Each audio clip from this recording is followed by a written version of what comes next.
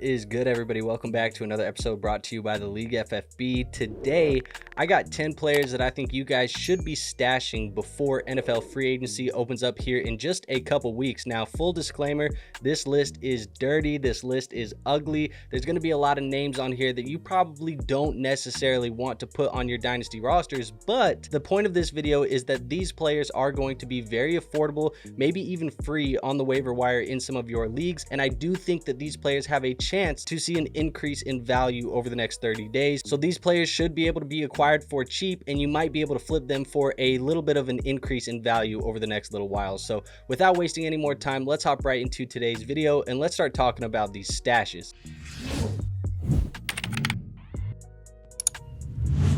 All right, so the first player that I want to talk about in today's video is going to be Elijah Moore, free agent wide receiver, formerly of the Cleveland Browns. He's currently ranked over on Keep Trade Cut as the wide receiver 87. That's good for the 249th overall player over there on their rankings, so pretty far down the board. And like I mentioned, he is scheduled to hit free agency here this offseason after posting 100+ targets last year for the Cleveland Browns. Now, obviously, the early career for Elijah Moore hasn't been ideal. He's been forced with bad quarterback play virtually everywhere he's went, playing with guys like Zach Wilson, PJ Walker, Mike White, Dorian Thompson-Robinson, Josh Johnson, just to name a few of the bad quarterbacks. And this may be a last-ditch effort here for Elijah Moore, but he was a very solid college prospect coming out of Ole Miss, and he did look promising after his rookie year. So I'm willing to take a shot on him because for the first time in his career, he's going to have a say in where he goes, and he's not going to be sent to fantasy football purgatory where the New York Jets and the Cleveland Browns are the teams that he's forced to play for. So maybe with a better situation, Elijah Moore can finally give us some better numbers for fantasy football, and I think he can be acquired for a fairly cheap price and hopefully win the slot job for a contending roster. Now, the second player you should be stashing is going to be Jaleel McLaughlin, running back for the Denver Broncos, and he's currently being valued as the running back 62 over on Keep Trade Cut. That's good for the 246th overall player, and the main reason why we're stashing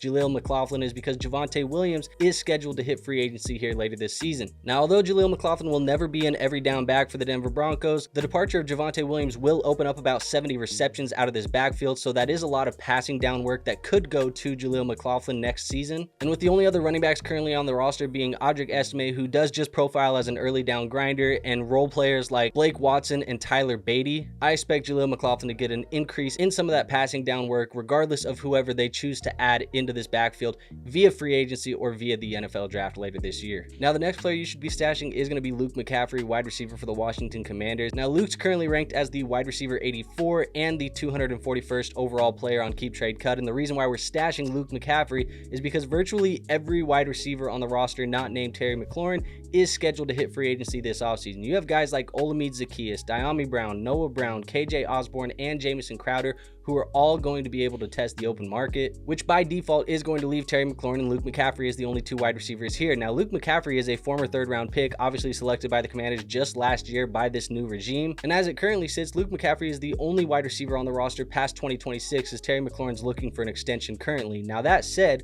Luke McCaffrey didn't have the 2025 season that a lot of people wanted from him, but I do believe that if a couple of these wide receivers leave, there should be some more opportunities on the table for Luke McCaffrey, who, like I said, was drafted highly by this regime. And even if they do bring in another wide receiver via the draft or via free agency, because the Washington Commanders do have a lot of cap space this offseason, I still think Luke McCaffrey can end up being that wide receiver 3 in this offense next to Terry McLaurin and that guy. Let's go to our next guy. It's going to be another wide receiver. We're talking John Metchie III for the Houston Texans. Now, he is currently ranked as the wide receiver 90 on Keep Trade Cut and the 258th overall player. Now, the reason why we're stashing him is because Stephon Diggs is scheduled to hit free agency, as well as Robert Woods for the Houston Texans. And seeing both of those guys leave, if they do, would vacate about 17% of the receiving targets here for the Houston Texans offense. And that's not to mention that Tank Dell is also projected to miss the majority, if not the entirety, of the 2025 season after tearing an ACL and an MCL late into the season last year. So the Texans are going to be one of these teams that's looking for some wide receiver help, and they may have to look into their own wide receiver room for a former second-round pick in John Metchie III. Now, that's not to say that they won't look for some additional help in free agency or the NFL draft. I think the NFL draft is probably a more likely scenario for them, but regardless, I think they're going to have to lean on John Metchie, at least in that slot role temporarily, while we wait for Tank Dell and maybe a new wide receiver or two to get acclimated to this offense. Let's go over to the running back position. Let's talk about running back Will Shipley for the Philadelphia Eagles. He's currently being ranked as the running back 67 and the 271st overall player on Keep Trade Cut. Now,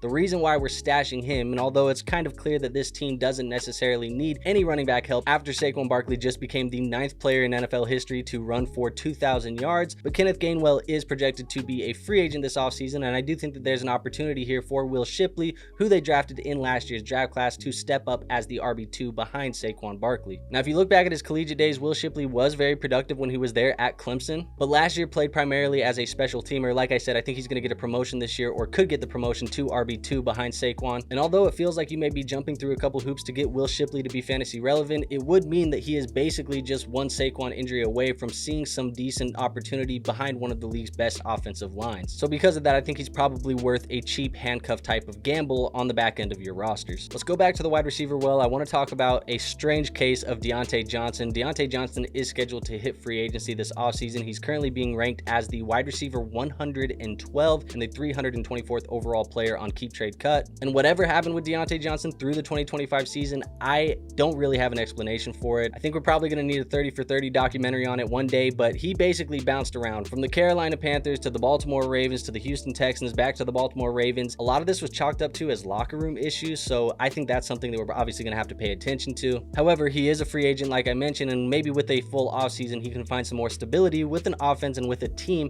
that actually wants to get him into the building. Now, there's obviously no doubt that Diontae Johnson is talented, and at just 28 years old, that's going to put him younger than some of these other free agent wide receivers like Chris Godwin, Amari Cooper, Stephon Diggs, DeAndre Hopkins, Keenan Allen. The list goes on and on. So there is a chance that a team looks at Diontae Johnson as a cheaper, more affordable option, maybe even a younger option, and brings him in on a one-year prove-it deal where we already know that the talent of Diontae Johnson, if he gets the opportunity, could show that he is capable of producing for our fantasy football teams. Moving on to another player, I think this player might be on your waiver wire. It's going to be running back Khalil Herbert, formerly of the Cincinnati Bengals. Now, he's currently ranked as the running back 85 on Keep Trade Cut and the 343rd overall player. Now, he is scheduled to become a free agent later this offseason. Obviously, last year, he found a new home in Cincinnati after being traded from the Chicago Bears to the Cincinnati Bengals. And I think free agency this year will allow him to kind of have the opportunity to go find a home where he can be a complimentary back in a backfield, maybe for a team that was looking for him at the end of the deadline last year, like the Vikings, the Raiders, the Cowboys, which would be better opportunities for him than that Cincinnati Bengals offense. Now, like I said, there is a shot that he goes with another team there, but there's also a shot too for him to be relevant here in Cincinnati, because I do think that Zach Moss is potentially a cut candidate on this roster, which would mean that Chase Brown and Khalil Herbert could man this backfield by themselves. Obviously, this would be much better for Chase Brown. We might get better opportunity and more usage like we saw at the back half of last year, but it could make Khalil Herbert more relevant in this backfield, so I think he's worth a pickup and stash, especially if he is on that waiver wire of yours. Now, moving on to my second to last player, we're going to go back to the wide receiver position. I want to talk about Brandin Cooks, formerly of the Dallas Cowboys. Now, Brandin Cooks is currently being valued as the wide receiver 139 on Keep Trade Cut, and that's the 399th overall player, and he is scheduled to hit free agency this offseason after spending the last few years with the Dallas Cowboys. And I do think that Dallas is likely to move on as they search for a more reliable option opposite CeeDee Lamb in this offense. Now, Brandin Cooks did miss a large stretch of games last year, obviously making it one of his worst seasons for fantasy football so far in the majority of his NFL career, and he missed that time because of an MCL sprain and some knee swelling. So overall, it wasn't a great year. However, I do think that Brandin Cooks can still be a veteran wide receiver 2, maybe a wide receiver 3 for a roster in the NFL, and I think that there's a chance that some contending rosters that want a guy who can stretch the field can look at Brandin Cooks, and that would make him a potential flex fantasy producer for us in dynasty leagues. And now my last and final player I am going to bring up, we are going to go to the tight end position. I want to talk about Jeremy Ruckert for the New York Jets. Now, Ruckert might be free. He might be on your waiver wire. I picked him up on a couple of my leagues. He is currently being valued as Keep Trade Cuts tight end 65, the 378th overall player. Now, the reason why we're picking up Jeremy Ruckert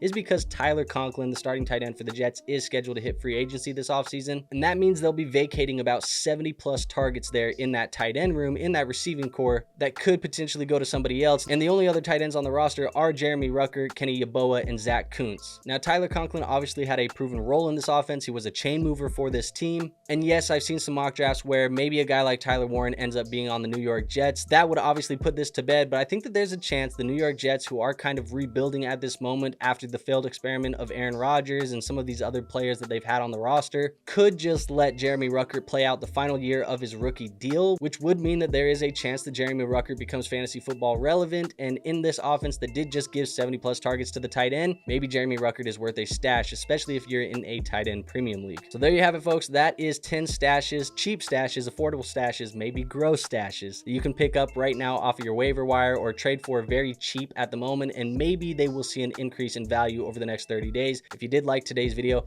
make sure you hit that like button for me. It is the best free way to show this channel some support. Also, make sure you're hitting the subscribe button because we have a goal of 5,000 subscribers before the NFL draft. Hopefully you can help us hit that. And last but not least, make sure you join our Discord. We do have a free Discord linked in the description, helping you guys with your Dynasty fantasy football teams 24/7, 365. But with all of that being said, I have nothing else for you guys today, so I will see you on our next episode. But until then, peace out.